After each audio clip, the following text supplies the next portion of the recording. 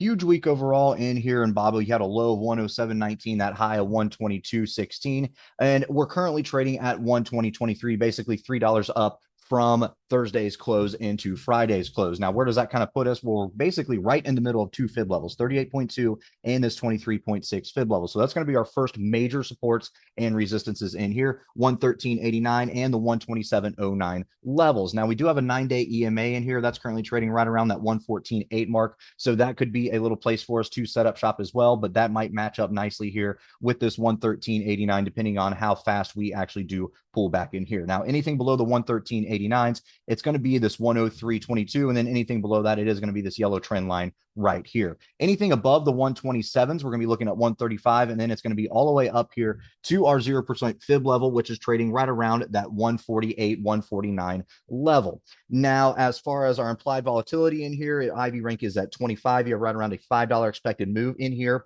by Friday. So I wouldn't be surprised if we get a bigger move than that. That's just what everybody's pricing in right now. So volatility does actually increase. We could get a larger move than $5, especially if we pull back sharply, or if we go up and we touch these 127s way quicker than we thought, then obviously you might get a little pullback in here as well. But again, $5 expected move by this Friday. Next Friday, right around 7. If you go all the way out to your August monthlies, right around a $10 expected move. And you do have earnings coming up August 21st. So quite a ways away, but we could be setting up ourselves in here for something that is going to happen about 4 weeks out from now. So kind of have to keep all that in the back of our minds here as we're working our way through Alibaba.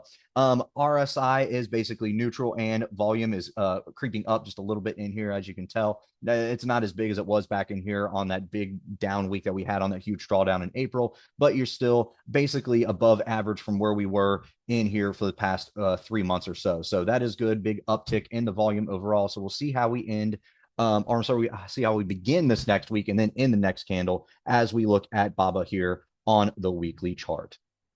All right, guys, if you like this video, make sure to check us out on all of our social media. We also have a Discord service if you are interested, and you can find all of our socials in the description below.